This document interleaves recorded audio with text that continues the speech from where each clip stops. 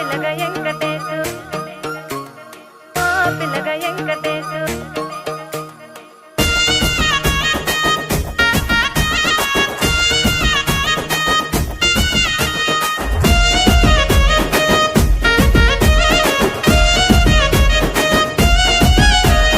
సిద్ధరాల మనసు నాది చిన్నగా పోతుంటావో చూడక పోతుంటావో ఇంట్లో చిన్నదాన్ని నేను సిద్ధరాల దాన్నితో చిన్న